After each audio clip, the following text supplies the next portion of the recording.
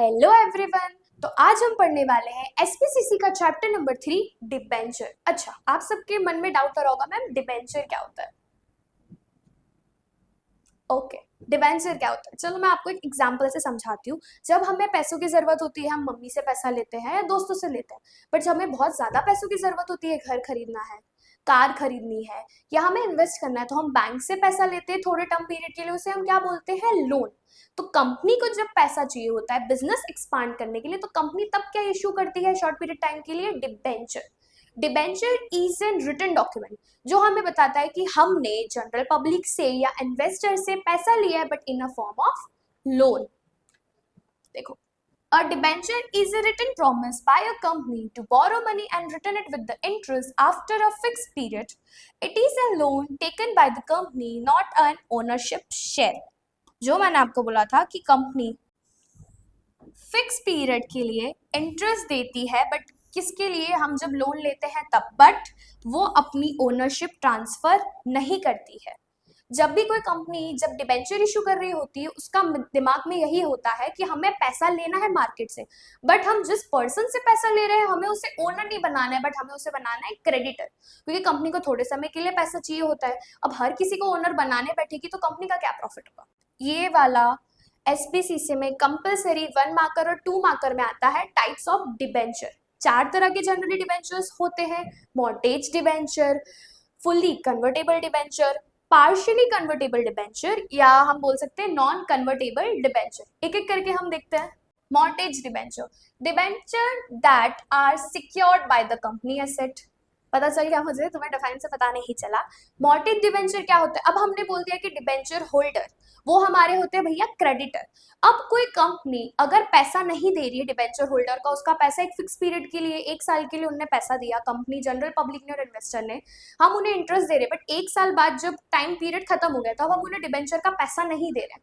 तब debenture holder के पास क्या राइट होता है कि हम बिल्डिंग की कोई भी असेट को गिरवी रख सकते हैं।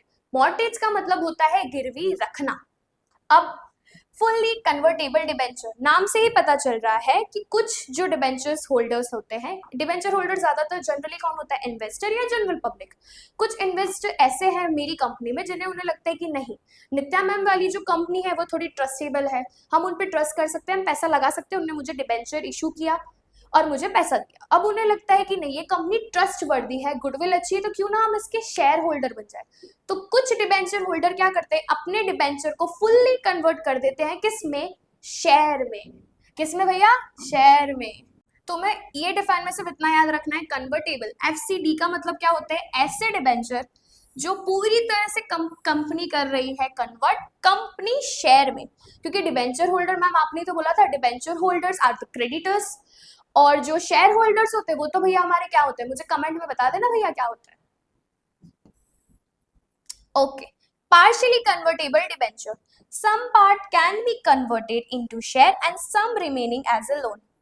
अब कुछ डिबेंचर होल्डर थोड़े क्लेवर होते, थोड़े चालाक होते, वो सोचती है कि भाई कंपनी अभी नवी नवी, एक काम करता हूँ, मैं बीच का बंदर होके चलता हूँ, अर्धा मेरा जो पैसा है उसको मैं शेयर्स में कन्वर्टेबल कर देता हूँ और अर्धा जो है मैं उसे डिबेंचर में रखूंगा, मुझे इंटरेस्ट भी मिलता जाएगा, मुझे भैया सिक्योरिटी भी है, और कुछ में अगर मैंने ओनर बन गया तो मुझे फायदा भी है।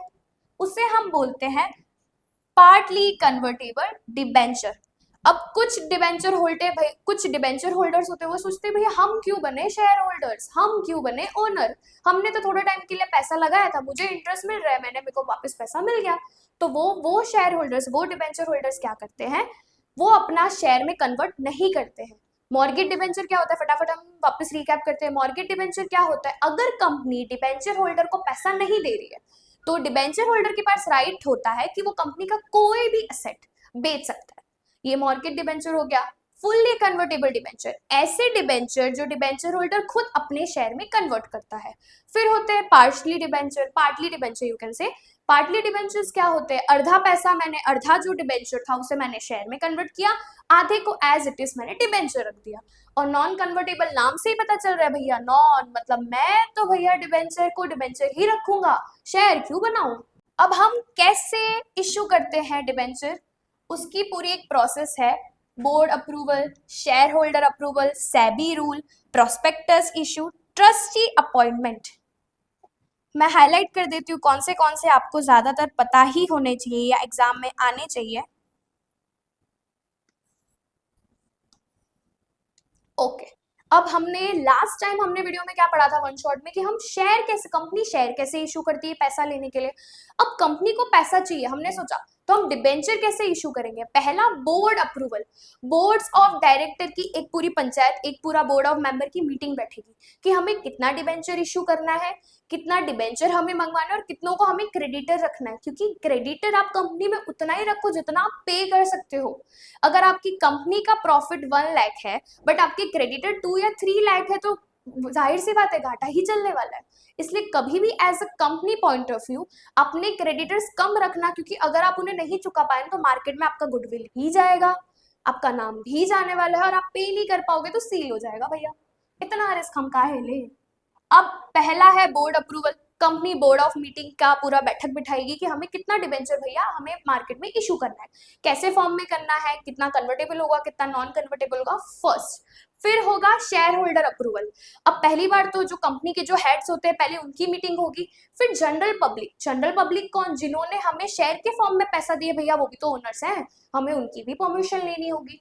उनके अप्रूवल के बाद third main step, SEBI rule. हमें सेबी, अच्छा आप मुझे सेबी का फुल फॉर्म ना कमेंट सेक्शन में बता देना कि सेबी क्या होता है। हमें सेबी की परमिशन लेनी होगी, सेबी को बताना होगा कि लास्ट टाइम हमने शेयर भी इशू किया था बट इस बार हम डिबेंचर भी इशू कर रहे हैं और डिबेंचर प्रॉपरली हमें सेबी की गाइडलाइन से ही करना है। Company must follow SEBI guideline. Okay, prospectus issue. Last time मैंने आपको शादी के इनविटेशन वाला बताया था, प्रोस्पेक्टस क्या होता है। अब कंपनी जनरली क्या करेगी, हम लोग मार्केट में हमेशा शेयर के लिए अवेलेबल करते हैं कि हमने शेयर इशू किया है भैया, जिसको खरीदना है खरीद लो, हमारे यहाँ के ओनर बन जाओ। बट कंपनी इस बार क्या इशू कर रही है? डिबेंचर। तो कंपनी बताएगी प्रोस्पेक्टस के अंदर कि इस बार हम डिबेंचर इशू कर रहे हैं, जो भी जनरल पब्लिक या इन्वेस्टर इंटरेस्टेड है वो हमारे यहाँ इशू करवाए। Last, trustee appointment. अच्छा मैम ट्रस्टी कौन, स्कूल वाले ट्रस्टी? ना ना ना, ट्रस्टी अपॉइंटमेंट क्या होता है कि अब चलो कंपनी ने बोला भैया मैम आपका मैं पैसा दे दूंगा, नित्या जी हम आपका पैसा दे देंगे, आप हमारे डिबेंचर होल्डर बन जाओ।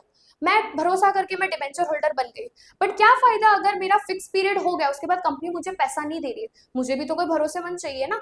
तब कंपनी अपॉइंट करती है ट्रस्टी। ट्रस्टी कौन कौन हो सकते हैं मैम, आपने ट्रस्टी का मीनिंग तो बता दिया बट ये तो बताओ ट्रस्टी कौन कौन होते हैं कंपनी के? क्या कंपनी के members?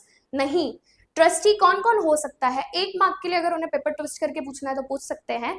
Trustees are the bank, SEBI, financial institute. यही 3-4 मेंबर्स हैं जो ट्रस्टीज होते हैं, जो उनपे प्रूफ मतलब उनको प्रूफ की तरह रखा जाता है कंपनी के अंदर कि अगर कंपनी पैसा नहीं दे पा रही है तो ट्रस्टीज आर द रिस्पॉन्सिबल। वो देखेंगे कि कंपनी कैसा पैसा देगी डिबेंचर होल्डर को।